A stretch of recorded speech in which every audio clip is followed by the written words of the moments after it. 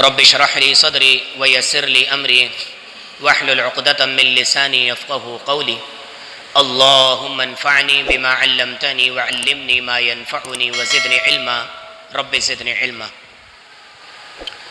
تمام تر تعریفات، تمام تر تسبیحات، تحلیلات، تکبیرات، تقدیسات، ہر قسم کی بڑائی، کبریائی، تعریفی اور عمدہ کلمات اس رب العالمین احکم الحاکمین کے لیے ہیں جس نے مجھے اور آپ کو کائنات کے ایک ایک ذرے کو پیدا کیا، تمام تر مخلوقات کو پیدا کیا، اور پھر مخلوقات کو پیدا کر کے ایسے ہی چھوڑ نہیں دیا بلکہ اپنی تمام تر مخلوقات کی تمام تر ضروریات کو بھی پیدا کیا، اور پھر اس کے ساتھ ہی اپنی تمام تر مخلوقات کی ضروریات کو ان تک پہنچانے کا وسیلہ اور ذریعہ بنایا۔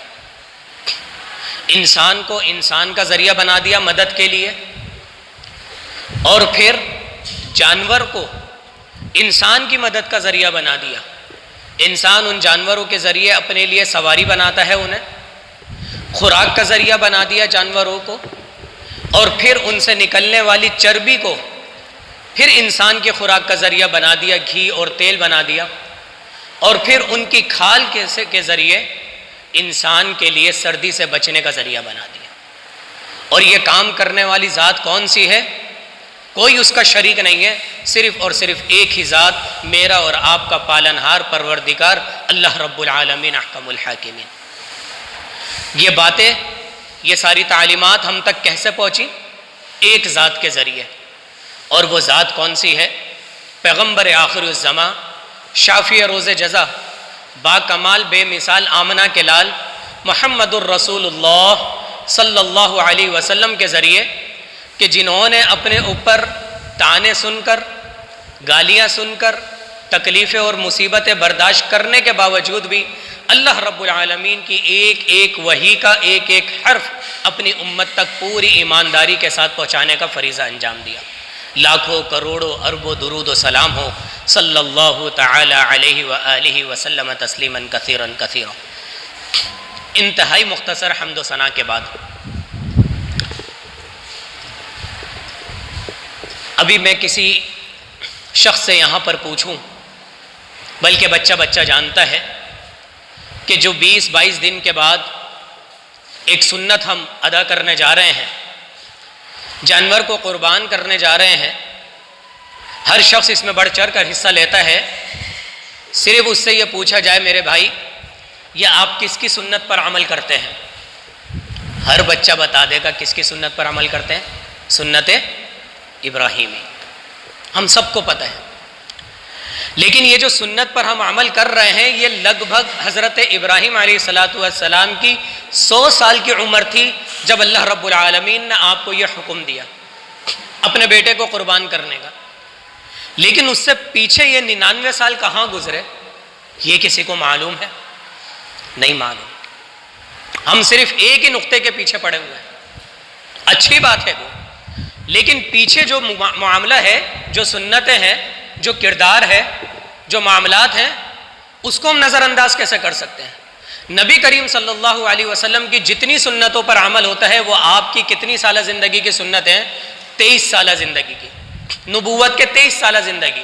اس میں نماز ہے، روزہ ہے، زکاتیں ہیں، حج ہے، اخلاقیات ہے، دیگر جتنی سنتیں آ رہی ہیں نبی کریم صلی اللہ علیہ وسلم کی 23 سالہ زندگی سے ہمیں ملتی ہیں، لیکن اس سے پہلے کے 40 سال اللہ اکبر وہ ہم نہیں دیکھتے، جبکہ 23 سال سے ڈبل ہے تقریباً 40 سال وہ تھا کردار نبی علیہ السلام کا، جس پر اللہ رب العالمین نے آپ سے محنت کروائی، ہم اس کو بھول گئے۔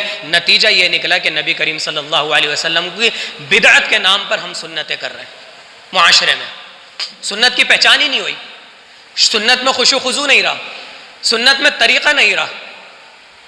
تو آئیے آج ہم دیکھتے ہیں جس طریقے سے نبی کریم صلی اللہ علیہ وسلم کا کردار ضروری ہے پچھلے 40 سال کا، اسی طرح حضرت ابراہیم علیہ السلام کی پیچھے 99 سال کی کردار ضروری ہے۔ اگر ہم حضرت ابراہیم علیہ السلام کی زندگی پر بات کریں تو ظہر سے عصر ہو جائے، جمعے کا وقت ہی ختم ہو جائے، لیکن اس مختصر سے وقت میں جو چند پہلو ہیں ضروری جو قرآن ہمیں بتاتا ہے ہم اس کو سمجھنے کی کوشش کریں گے۔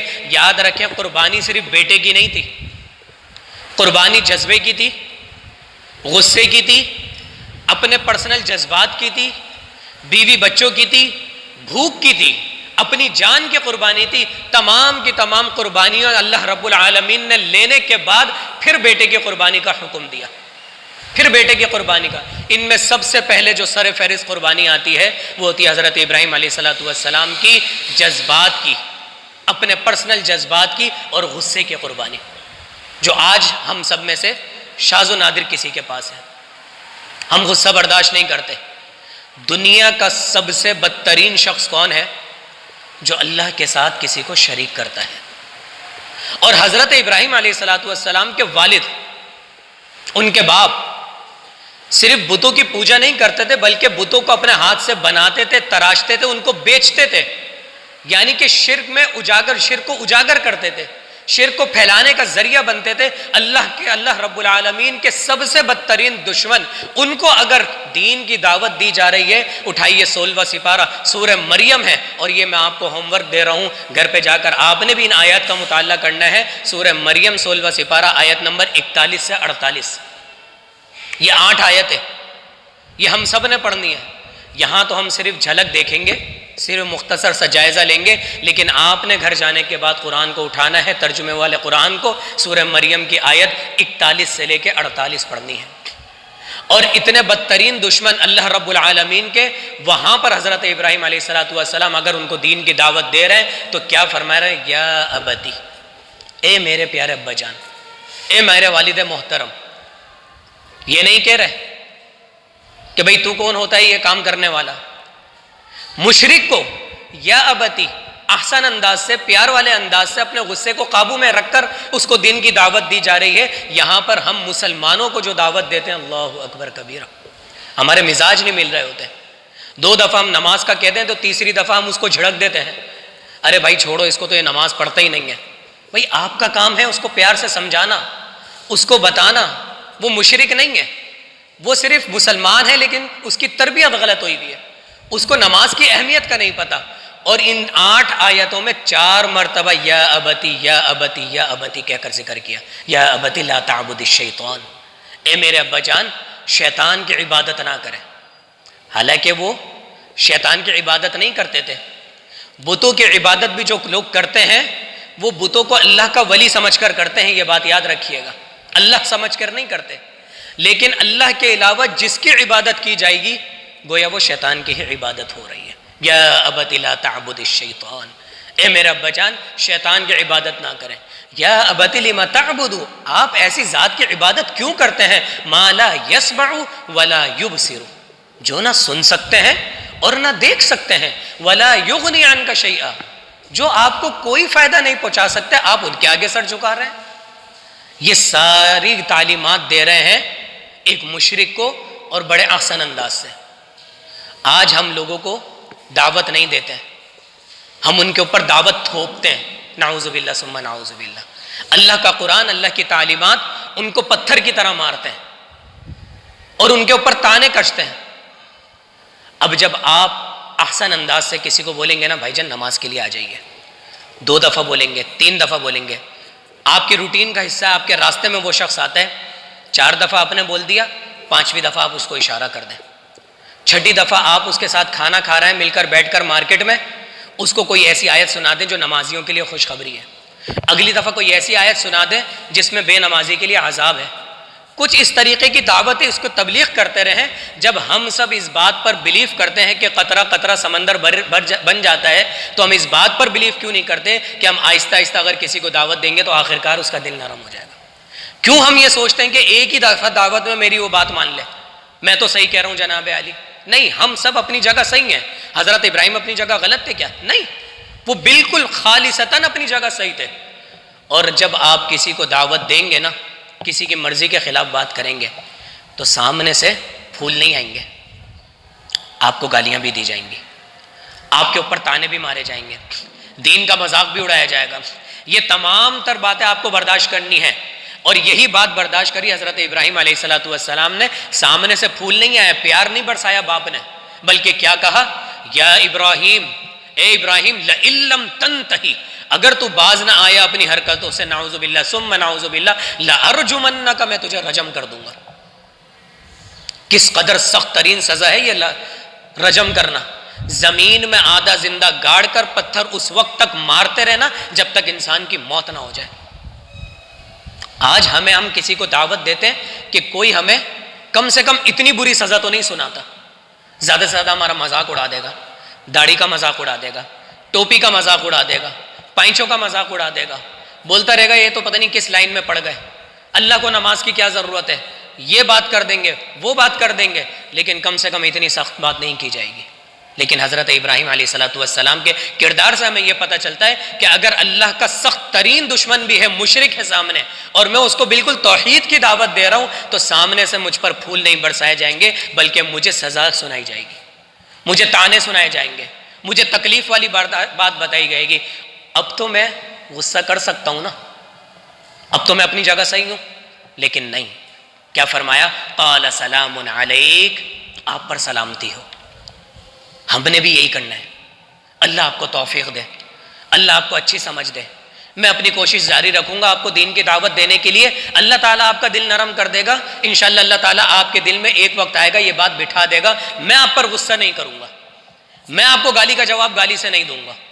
یہ کردار مجھے اپنانا ہے میرے بھائی.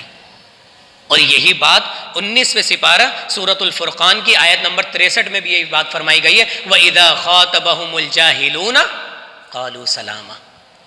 جب کوئی جاہل تم سے بات کرے نا, جاہل سے مراد یہاں پر دنیاوی پڑھائی کا جاہل نہیں, دین کے بارے میں جو لا علم ہے اس کو جاہل کہا گیا.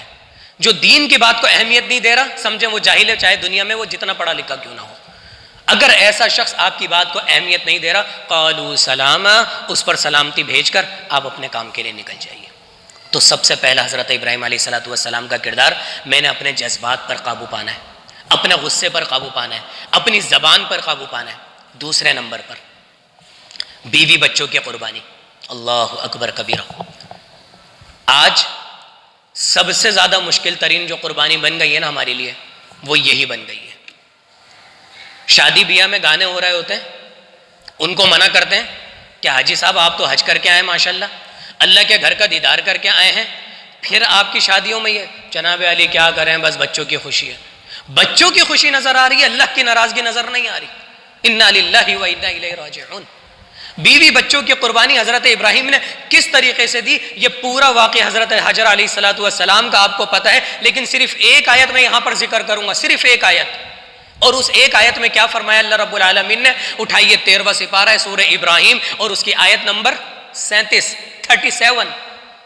جب حضرت ابراہیم علیہ السلام اپنے چھوٹے دودھ پیتے بچے کو اور اپنی بیوی کو کہاں پر چھوڑتے ہیں, بالکل مدینے مکے کے پہاڑی علاقے میں, کوئی پانی نہیں ہے, کوئی افراد نہیں ہے, بالکل جنگل بیابان ہے. بلکہ جنگل تو وہ ہوتا ہے جہاں پر درخت ہوتے ہیں, وہاں تو درخت بھی نہیں تھے, بالکل بیابان, کوئی فرد نہیں ہے.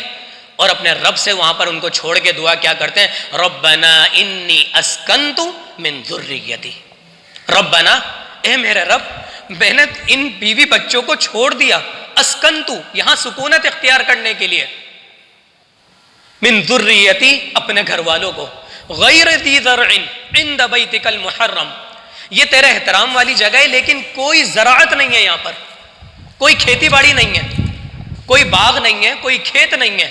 میں نے ایسی جگہ تیرے کہنے کے اوپر, تیرے حکم کے اوپر میں نے اپنے بیوی بچوں کو چھوڑ دیا. لیقیموا الصلاۃ, ان کو نمازی بنا دے. اللہ اکبر کبیرہ. میری جتنی طاقت تھی میں نے تیرے حکم پر ان کو چھوڑ دیا, اب تو ان کو نمازی بنا دے. یہاں سے کیا بات سمجھ میں آئی کہ جہاں تک میری طاقت ہے میں اپنے بیوی بچوں کے لیے حلال روزی کماؤں, جتنی میری طاقت ہے ان کو نماز سکھاؤں, اللہ کا ڈر سکھاؤں, اور پھر راتوں کو اٹھ کر اپنے بیوی بچوں کے لیے دعائیں کروں. یا اللہ میری طاقت نہیں ہے, اس فتنے کے دور میں جتنی ان کی تربیت کر سکتا ہوں, لیکن موبائل ان کے ہاتھ میں ہے, انٹرنیٹ ان کے پاس ہے, تنہائی ہے ان کے پاس, رات کی دوستوں میں جا رہے ہیں, مجھے نہیں پتا کیا کر رہے ہیں. یا اللہ تو ان کو تقوی والا بنا دے, یا اللہ تو ان کو متقی بنا دے, تو ان کو نمازی بنا دے. تو ان کو پرہیزگار بنا دے۔ یہیں پر حضرت ابراہیم علیہ السلام نے اپنی محنت کرنے کے بعد جب چھوڑ کر جا رہے تو کیا کرنا، لِيُقِيمُوا الصَّلَاةَ فَاجْعَلْ أَفْئِدَةً مِّنَ النَّاسِ، لوگوں کے دل میں ان کا رحم ڈال دے، ان کی محبت ڈال دے۔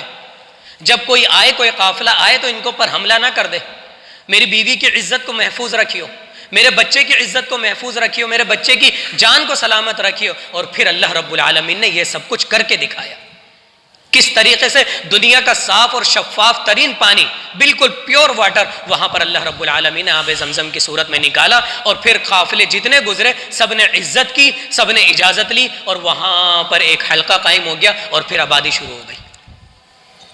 لِيُقِيمُوا الصَّلَاةَ فَاجْعَلْ أَفْئِدَةً مِّنَ النَّاسِ تَهْوِي إِلَيْهِمْ، اور پھر آگے دعا کیا کرتے ہیں، وَارْزُقْهُم مِّنَ الثَّمَرَاتِ، ان کو پھلوں میں سے رزق دے دے یا اللہ۔ اب کوئی عقل مند شخص وہ کہے کہ بھائی پہاڑی علاقہ ہے، پانی نام کا نہیں ہے، کھیتی باڑی والی زمین نہیں ہے، اور تم اللہ سے دعا کر رہے ہو اللہ ان کو پھلوں میں سے رزق دے دے۔ یہی توکل ہونا چاہیے ہمارا۔ آگے کوئی راستہ نظر نہیں آ رہا مجھے، لیکن میں اپنے بچوں کے لیے اور اپنی بیوی کے لیے دعا یہ کروں، یا اللہ ان کو دین کا داعی بنا دے، یا اللہ معاشرے میں ان کو اچھا فرد بنا دے۔ صرف یہ نہ سوچتا رہوں کہ ان کی پڑھائی کے لیے میرے پاس پیسے نہیں ہیں، مجھے خاندان میں کوئی پوچھتا نہیں ہے، میرے پاس اتنے وسائل نہیں ہیں۔ وسائل بنانے والا وہی رب ہے جس رب نے تمہیں پیدا کیا ہے۔ آج مجھے نہیں پتا کہ میرے گھر میں ایک اور بیٹا پیدا ہوگا یا نہیں ہوگا، لیکن کس طریقے سے اللہ تعالیٰ وسائل بناتا ہے، حمل ٹھہراتا ہے، 9 مہینے ماں کی اور بچے کی حفاظت کرتا ہے، اور پھر زندگی اور موت سے لڑ کر وہ ماں ایک بچے کو جنم دیتی ہے، اور پھر وہ بچہ پروان چڑھتا ہے، اور پھر دیکھتے ہی دیکھتے باپ کے کندھوں تک آ جاتا ہے۔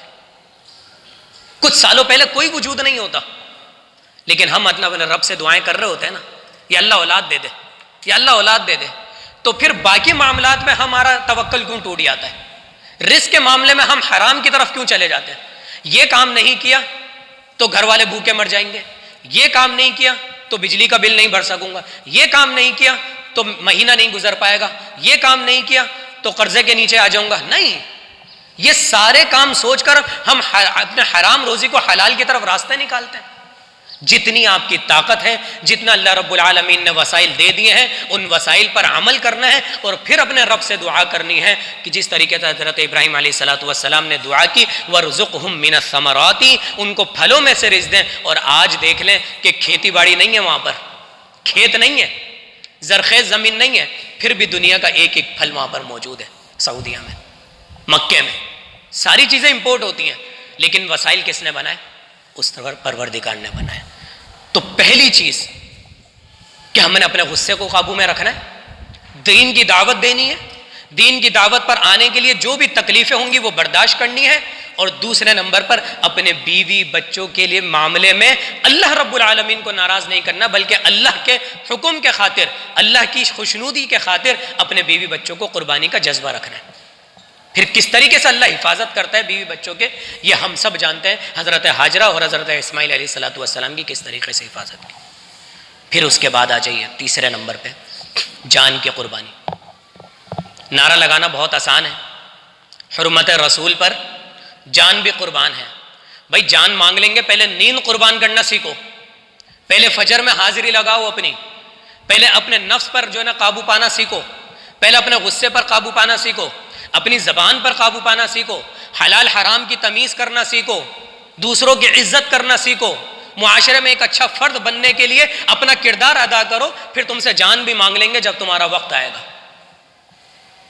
جان کی قربانی، اور جان کی قربانی کا ذکر کہاں پر ہے؟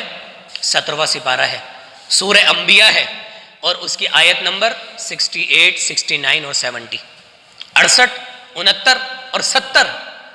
اور بات کیا ہوئی تھی کہ جب سارے علاقے کے لوگ حضرت ابراہیم علیہ السلام کی جان کے پیچھے پڑ گئے تھے کہ اس نے ہمارے سارے بتوں کو توڑ دیا، اور پھر قالوا حرقوہ، فرمایا کہ اس کو جلا دو، وانصروا آلہتکم، اور اپنے معبودوں کی مدد کرو، انا للہ و انا الیہ راجعون۔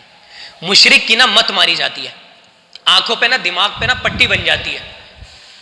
وانصروا آلہتکم، اپنے معبودوں کی مدد کرو۔ معبود کون ہوتا ہے؟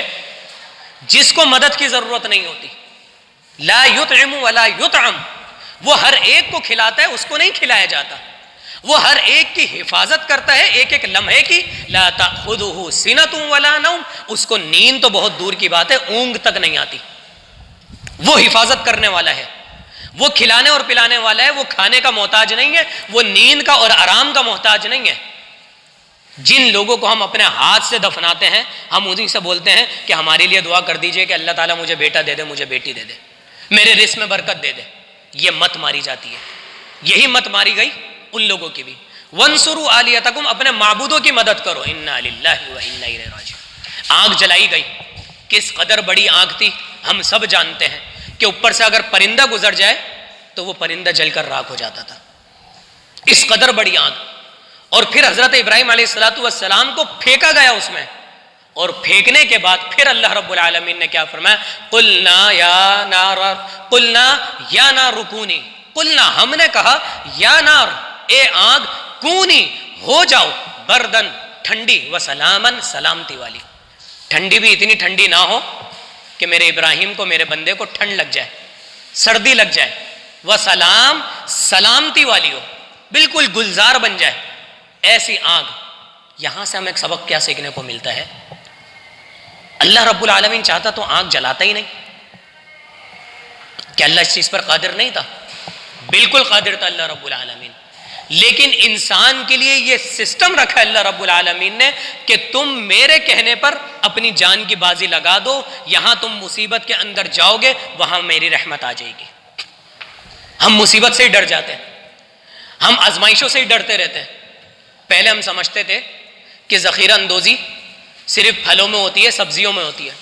بعد میں پتہ چلا یہ تو میڈیسن میں بھی ہوتی ہے. ابھی وہاں پر فیکٹری میں مال بنا رہی ہیں، دو مہینے کے بعد مال بنے گا، اور وہاں پر انہوں نے ریٹ نکال لی ہے کسی دوائی کے. فون کیا ریٹیلر نے ہول سیل کو کہ بھائی کیا ریٹ چل رہا ہے؟ انہوں نے بتایا بھائی 2 مہینے کے بعد مال آئے گا اور یہ ریٹ ہے. جتنا اسٹاک ان کے پاس رکھا ہوا تھا انہوں نے سب کے ریٹ مٹائے اور نیا ریٹ لکھ دیا کہ بھائی آج کا ریٹ یہ. انا للہ و انا الیہ راجعون. یاد رکھیں جس چیز کے جس آئٹم کے بھی ریٹ حکومت نے یا کسی کمپنی نے فائنل کنزیومر کے لیے مختص کر دیے ہوں، اس پر مجھے اور آپ کو کوئی حق نہیں بنتا کسی دکاندار کو کہ اس کے ریٹ بڑھا کر، چڑھا کر، اس کو کاٹ کر، اس کے نئے ریٹ لسٹ لگا کر اس کو فائنل کنزیومر کو بیچیں. مختص ہو چکی ہے. آپ کی اپنی امپورٹ ہے، آپ کی اپنی مینوفیکچرنگ ہے، آپ کی اپنا آئٹم ہے کوئی، آپ اس کے اوپر جتنے ریٹ چاہیں بڑھائیں، آپ کی اپنی مرضی ہے. لیکن فائنل کسٹمر کے لیے کسی کمپنی نے یا کسی حکومت نے ریٹ بڑھا دیے ہیں یا ریٹ لکھ دیے ہیں تو مجھے اور آپ کو کوئی حق نہیں پہنچتا. اس کی میں آپ کو چھوٹی سی مثال دیتا ہوں. ہمارے یہاں پیٹرول کے ریٹ بڑھتے ہیں، اور ہوتا کیا ہے کہ بھئی 12 بجے کے بعد اس کے اوپر امپلیمنٹ ہو جائے گا. پیٹرول پمپ والے 11 بجے پیٹرول روک دیتے ہیں، لائنیں لگی ہوئی ہیں. بھائی پیٹرول تو دے دو لوگوں کو، پریشان کر کے رکھا. نہیں جناب علی وہ 12 بجے کے بعد ملے گا، پیٹرول ختم ہو گیا. انا للہ و انا الیہ راجعون. کیا ہے؟ وہ 1 لیٹر پر 20 روپے بڑھ گئے ہیں. اب وہ جتنا بھی اس کے پاس اسٹاک رکھا ہوا تھا وہ سارا کا سارا اس نے اپنی حلال روزی کو حرام کر لیا. 12 بجے کے بعد بڑھے گا. 12 بجے کے بعد جتنا آپ کے پاس پیٹرول ہے اگر پہلے کا بھی بچا ہوا ہے، چونکہ حکومت نے بڑھا دیا، وہ آپ کا جتنا پیٹرول آپ نے پہلے کا خریدا ہوا ہے اس کے اوپر آپ کو جتنا پیٹرول پر پروفٹ مل رہا ہے وہ آپ کے لیے حلال ہے. لیکن اگر آپ آدھے گھنٹے بھی روکتے ہیں کسی چیز کو، ذخیرہ اندوزی کرتے ہیں، وہ حلال روزی آپ کے لیے حرام ہو جاتی ہے. آپ اپنا کام چلاتے رہیں، جیسا چل رہا ہے ویسا چلاتے رہیں. یہاں پر 11:55 کے بعد 11:49 کے بعد 11:50 اور پھر 11:59 کے بعد 11:60 ہوں گے، 12 بجیں گے، آپ ریٹ بڑھا دیں، آپ کی روزی بالکل پیور حلال رہے گی. لیکن تھوڑے سے پیسوں کے خاطر 1 گھنٹے میں کیا کچھ ہو جائے گا؟ کچھ پیسوں کے خاطر ہم اپنی حلال روزی کو حرام کر لیتے ہیں. اور پھر جب کسی سے پوچھا جاتا ہے تو کیا کہتے ہیں؟ ہمارے اخراجات پورے نہیں ہوں گے، آزمائش آ جائے گی. لوگ آزمائش میں جانا ہی نہیں چاہتے ہیں. یہاں پر اللہ رب العالمین حضرت ابراہیم علیہ السلام کے ذریعے بتا رہے کہ تم آگ میں کود جاؤ، آگ کو ٹھنڈا کرنا ہمارا کام ہے. مصیبت اپنے اوپر ایکسیپٹ کرو، برداشت کرو، اس مصیبت سے نکالنا یا اس مصیبت کو آسان کرنا ہمارا کام ہے. ہم دیکھتے ہیں بہت سارے لوگوں کو بیچاروں کا اتنا بڑا نقصان ہو گیا، لیکن جب بھی ملتے ہیں چہرے پہ مسکراہٹ ہوتی ہے. یار آپ کا تو اتنا بڑا نقصان ہو گیا، دکان میں آگ لگ گئی یا زلزلہ آ گیا، کوئی اور معاملہ ہو گیا، بچی کو طلاق ہو گئی، اتنا بڑی پریشانی آ گئی، لیکن ان کے چہرے پہ مسکراہٹ ہوتی ہے. کیوں؟ کیونکہ انہوں نے صبر کیا ہوا، اللہ رب العالمین سے مدد مانگ رہے ہیں، اللہ رب العالمین ان کی مشکل بھی آسان کر رہا ہے اور ان کے اندر سکون بھی اختیار کر رہا ہے. آزمائش آئی ہے لیکن اس آزمائش سے بھاگے نہیں، اس کے لیے دوسرے تیسرے راستے نہیں نکالے. اور کچھ لوگ ہوتے ہیں جس کو اللہ تعالیٰ نے بہت دیا ہوا ہے، جب بھی بات کرو یار بس پریشانی چل رہا ہے، یار بس پورا نہیں ہو رہا ہے، یار بجلی کا بل اس دفعہ اتنا آ گیا، فلانا چیز اتنی آ گئی. حالانکہ اللہ رب العالمین نے دیا ہوا ہے، لیکن ناشکری کی وجہ سے ان کی زبان پر کبھی شکر والے الفاظ نہیں ہوتے، ہر وقت وہ پریشان رہتے ہیں، اور اسی وجہ سے وہ لوگ حلال کی جگہ حرام میں پڑے رہتے ہیں. حضرت ابراہیم علیہ السلام اگر آنکھ سے میں جانے سے ڈر جاتے تو پھر ان کا وہ ایمان نہیں ہوتا. اللہ رب العالمین تو مجھے آگ میں جاننا چاہتا ہے اور وہ بھی زندہ. سوچے تو صحیح، سامنے آگ ہے اور مجھے پھینکا جا رہا ہے اور مجھے ابھی کوئی بشارت نہیں ہوئی کہ آگ کو میں ٹھنڈا کر دوں گا. کود گئے، پھینک دیا گیا. جب آ گئے تو اللہ رب العالمین نے ساری تکلیفوں کو دور کر دیا. یہ ہے جان کی قربانی. صرف نعرے لگانا آسان ہے میرے بھائی، لیکن جذبہ رکھنا، حقیقی جذبہ رکھنا، یہ بہت مشکل ہے. پھر اس کے بعد چوتھے نمبر پر اب آتے ہیں بیٹے کی قربانی پر. اللہ اکبر کبیرہ. یہ کردار تھا پیچھے 99 سال کا، اب لگ بھگ ان کی عمر تقریباً 100 سال کی ہے. اور پھر بیٹا کتنے سال کا ہے؟ 13-14 سال کا تقریباً. اور اس بات کا جو نقشہ کھینچا ہے نا اللہ رب العالمین نے، اٹھائیے گا 23واں سپارہ گھر پہ جا کر اور سورہ صافات کی آیت نمبر 102 سے لے کر 110 تک آپ خود مطالعہ کیجئے گا. یہاں صرف میں 3 آیتیں پڑھوں گا اور اللہ رب العالمین نے نقشہ کیا کھینچا ہے. فَلَمَّا بَلَغَ مَعَهُ السَّعْيَ، جب وہ بچہ بلوغت کی طرف پہنچ گیا، اتنا بڑا ہو گیا کہ باپ کا سہارا بن گیا. باپ پالتا ہے، پوستا ہے، بچہ بیمار ہو جائے کندھوں پہ اٹھا اٹھا کر ہاسپٹل لے کر جاتا ہے، ہر طرح کی تکلیف اٹھاتا ہے، ہر طرح کا پیسہ خرچ کرتا ہے. اور جب بچہ جوان ہونے کو قریب آتا ہے پھر باپ سوچتا ہے کہ اب یہ میرا سہارا بن جائے گا. اور اسی بچے کے لیے کیا ہوا؟ فَلَمَّا بَلَغَ مَعَهُ السَّعْيَ، اور پھر خواب میں کیا دکھایا گیا کہ میں تمہیں انی اذبحک فانظر ماذا تری. بیٹے کو بولنا ہے انی اری فی المنام، کہ مجھے خواب میں یہ دکھایا گیا ہے انی اذبحک، کہ میں تم کو قربان کر رہا ہوں، تمہیں ذبح کر رہا ہوں. فانظر ماذا تری، تم کیا کہتے ہو اس بارے میں. اللہ اکبر. کیا بیٹا کا جواب ہے اور کیا بیٹے کی فرما برداری ہے. یا ابتی، یہ وہی ورڈ ہے جو باپ نے دادا کے لیے استعمال کیا تھا. اللہ رب العالمین نے کئی سالوں کے بعد بیٹے کی زبان سے وہی لفظ اپنے باپ کے لیے استعمال کروا دیا. یا ابتی افعل، آپ کر گزریے ما تؤمر، جو آپ کو حکم دیا گیا. آپ میرے چہرے کی طرف نہ دیکھیں، جو اللہ نے آپ کو حکم دے دیا آپ اس کام کو کر جائیے. آپ میری خوشی ناخوشی کو نہ دیکھیے، آپ میری تکلیف کو نہ دیکھیے. جیسے کہ میں نے بتایا بچوں کی بات میں آ کر شادیوں میں گانے بھی ہو رہے ہیں اور ڈانس بھی ہو رہا ہے، بے پردگی بھی ہو رہی ہے، سارے معاملات ہو رہے ہیں، اور پھر ساری چیز کا ایک ہی جواز بنایا جاتا ہے کہ جناب عالی بچوں کی خوشی ہے. ایسے بچے کہاں ملتے ہیں بھائی؟ یہ بتائیے کہ جو کہیں کہ ابو جان آپ کو جو اللہ کا حکم ملا آپ وہ کریں. جب آپ 7 سال کی عمر میں بچے کو نماز کا حکم دیں گے اور 10 سال کی عمر میں بچے کو نماز نہ پڑھنے پر اس کی تھوڑی سی سختی کریں گے، اس کو نمازی بنائیں گے، اور پھر بلوغت کے وقت آپ اس کے دوست بن جائیں گے، اس کو شرم و حیا کا پہلو سکھائیں گے اور بتائیں گے کہ بیٹا غیر محرم کی طرف آپ نے آنکھ اٹھا کر نہیں دیکھنا، اور پھر اس کو تمیز سکھائیں گے. آپ اپنے والد اور والدہ کا احترام کریں گے، جب وہ دیکھے گا کہ میرا باپ میرے دادا دادی کا جس طریقے سے احترام کر رہا ہے اسی طریقے سے وہ آپ کا بھی احترام کرے گا. اس کو صرف دنیاوی پڑھائی نہیں بلکہ دین کی پڑھائی بھی سکھائیں گے. سائنس کا علم دیں اس کو، انجینئر بنانا ہے بنائیں، ڈاکٹر بنانا ہے بنائیں، اس قرآن کی اس کتاب کی تعلیم بھی اس کو دیں.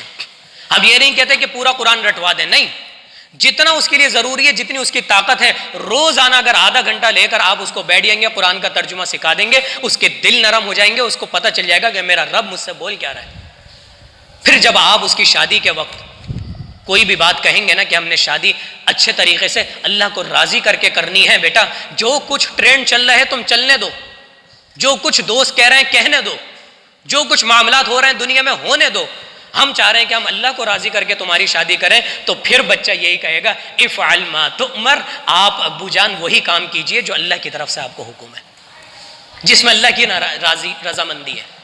ہم اپنے بچوں کی تربیت نہیں کرتے، اپنا کمانے میں اتنا دھن ہے اتنے دھت ہوئے میں ہیں کہ ہمیں پتہ ہی نہیں ہے کہ بچے کی گیدرنگ کیا ہے، بچوں کا دوستانہ کیا ہے، بچوں کا اٹھنا بیٹھنا کہاں پر ہے، ان کی راتیں کیسی گزر رہی ہیں، ان کے موبائل کی ہسٹری کا بھی چیک نہیں کرتے، ان کے کمپیوٹر لیپ ٹاپ ان کی فیس بک آئی ڈی کا بھی چیک نہیں کرتے، ان کی انسٹاگرام آئی ڈی کا بھی چیک نہیں کرتے ہم لوگ. کیوں؟ اس کے شب و روز کہاں گزر رہے ہیں، اس کی تربیت کون کر رہا ہے؟ میں تو صرف صبح سے گئے ہوں، شام کو کما کر لا رہا ہوں، بیگم بھی میری بس وہ چولہے کے آگے ہی ہے، اس نے کپڑے استری کر دیے، کھانا پکا دیا، میں نے سمجھ لیا ذمہ داری پوری ہو گئی. نہ میری بیگم کو مجھے پتا ہے کہ نماز پڑھ رہی ہے نہیں پڑھ رہی، صحیح پڑھ رہی ہے نہیں پڑھ رہی، صبح شام کی دعائیں اس کو آتی ہیں نہیں آتی، پاکی ناپاکی کے مسائل اس کو معلوم ہے نہیں معلوم. میری بچی بھی اپنی دوستوں سے تربیت لے رہی ہے، میرا بیٹا بھی اپنے دوستوں سے تربیت لے رہا ہے. تو پھر ایسے بچوں کے آگے جا کر پھر انسان اللہ کو ناراض کرتا ہے، پھر ایسے بچے فرما بردار نہیں بنتے. یہ باپ کی تربیت تھی. تو پھر بیٹے نے یہ کہا کہ افعل ما تؤمر قال ستجدنی انشاء اللہ من الصابرین. آپ یقیناً آپ کچھ بھی کر لیں، مجھے جتنی تکلیف دے لیں، انشاء اللہ من الصابرین، آپ مجھے صبر کرنے والوں میں سے پائیں گے، صبر کرنے والوں میں سے پائیں گے. اللہ تعالیٰ سے دعا ہے کہ اللہ تعالیٰ ہمارا یہاں پر جمع ہونا اپنی بارگاہ میں قبول و منظور فرما لے. اقول قولی ھذا واستغفر نحمدہ ونصلی علی رسولہ الکریم اما بعد. میرے بھائی خلاصہ یہ ہے، جو بھائی آخر میں آئے ہیں خلاصہ بیان کر رہا ہوں 3 منٹ کے اندر، کہ سنت ابراہیمی جو ہم 22 دن کے بعد کرنے والے ہیں اس سے پہلے کردار ابراہیمی ہے. حضرت ابراہیم نے صرف بیٹے کی قربانی نہیں دی بلکہ اپنے غصے کی قربانی بھی دی، اپنے جذبات کی قربانی بھی دی ہے. دین کی تعلیم، دنیا کے سب سے بڑے اللہ رب العالمین کے دشمن کو توحید کی دعوت دی ہے اور اپنے غصے پر قابو پا کر احسن انداز سے دی ہے. اور وہاں سے غلط ریئیکشن آیا تو اس کے اوپر بھی کہا ہے کہ قالوا سلام، قال سلام علیک، آپ کے اوپر اللہ کی سلامتی ہو، میں نے اپنی دعوت آپ تک پہنچا دی، آپ نے ماننا ہے نہیں ماننا وہ آپ کی اللہ کی توفیق ہے، آپ کا اللہ کا معاملہ ہے. بیوی بچوں کی قربانی دینی ہے، بیوی بچوں کے معاملے میں اللہ کی نافرمانی نہیں کرنی، باقی آپ ان کو اچھا کھلائیں، اچھا پلائیں، پکنک پہ لے کے جائیں، ہوٹل میں کھانا کھلائیں، کوئی ایسی بات نہیں ہے. اور پھر جان کی قربانی، اپنے آپ کو مشکل میں ڈالنے کے لیے تیار رہنا ہے. اللہ تعالیٰ کسی بھی وقت کوئی بھی مصیبت ڈال سکتا ہے، اگر میں نے اس کے اوپر صبر کر لیا تو اللہ تعالیٰ نکلنے کے راستے آسان کر دے گا. اس جذبے کے ساتھ زندگی گزارنا ہے. اور پھر آخر میں اپنی اولاد کی قربانی. اگر جہاد کا اعلان ہو جائے تو ہم یہ نہ سوچتے پھریں میرا بچہ تو نازک ہے، اس کو تو میں نے بڑے لاڈ پیار سے پالا ہے. نہیں، فجر میں اٹھائیں، اس کو نیند کی قربانی اس کے اندر بٹھائیں کہ جتنے تم تھکے ہوئے ہو، فجر کی اذان آ جائے الصلاۃ خیر من النوم، اب یہ نیند ایسا نہ ہو کہ تمہیں جہنم کی طرف لے جائے. اب تم نے اٹھ کر 2 رکعت فجر کی نماز پڑھنی ہے، پھر اس کے بعد چاہے سو جاؤ. لیکن اتنی تمہارے اندر اپنے نفس کو قابو میں رکھنے کی، اپنے نفس کو کچلنے کی عادت ہونی چاہیے کہ جتنا جسم تھکا ہوا ہو، جتنا ذہن تھکا ہوا ہو، فجر کے لیے میں نے اٹھنا ہے، اٹھنے کے بعد اللہ کو راضی کرنا ہے، اس کے بعد پھر میں نے سو جانا ہے. جب یہ سارے جذبے سے قربانی کی جائے گی نا، پھر آپ دیکھیں قربانی کا مزہ ہی الگ ہے، قربانی کا جذبہ ہی الگ ہے، پھر قربانی کا ثواب بھی الگ ہے. اور جب یہ کردار نہیں ہوتا نا تو ہم دیکھتے ہیں کہ لوگ نماز نہیں پڑھ رہے، بڑے بڑے جانور تو لے کر آ رہے ہیں لیکن ان کے اندر کوئی دین کا پہلو نہیں ہے. نماز جو نہیں پڑھ رہا، بھائی آپ پورا سال اللہ کی نافرمانی کر کے ایک بقرعید میں اللہ کی فرما برداری کر کے کوئی آپ تیر مار رہے ہو، نعوذ باللہ اللہ پر احسان کر رہے ہو. یہی بات ہم نے رمضان میں بھی کہی تھی کہ 11 مہینہ آپ نماز نہ پڑھ کے صرف 1 مہینہ نماز پڑھ کے اللہ پر احسان کر رہے ہیں. نہیں، ایسی قربانی کی کوئی ضرورت نہیں. اللہ رب العالمین کو اگر کوئی چیز پہنچتی ہے تو وہ تقویٰ پہنچتا ہے. لن ینال اللہ لحومها، اللہ کو نہیں پہنچتا تمہارے جانوروں کا گوشت، ولا دماؤها، اور نہ ہی اس کا خون، ولکن ینالہ التقوی منکم، اگر اللہ رب العالمین کو کوئی چیز پہنچتی ہے تو وہ تمہارا تقوی، اللہ کا ڈر پہنچتا ہے. اور اللہ کا تقوی ایک وقت کا نہیں ہوتا، پورے سال کا، پوری زندگی کا ہوتا ہے. اللہ تعالیٰ سے دعا ہے کہ اللہ تعالیٰ ہمارا یہاں پر جمع ہونا قبول فرما لے اپنی بارگاہ میں، ہمیں نمازوں کی حفاظت کرنے والا بنا دے، ہمیں غصے پر قابو کر رکھنے والا بنا دے، اپنی زبان کی حفاظت کرنے والا بنا دے، فجر کی نماز کی حفاظت کرنے والا بنا دے. اللہم احسن عاقبتنا فی الامور کلہا واجرنا من خزی الدنیا وعذاب الآخرہ. اللہم انا نعوذ بک من جہد البلاء ودرک الشقاء وسوء القضاء وشمادة الاعداء. ربنا تقبل منا انک انت السمیع العلیم وتب علینا انک انت التواب الرحیم. سبحان ربک رب العزة عما یصفون وسلام علی المرسلین والحمد للہ رب العالمین.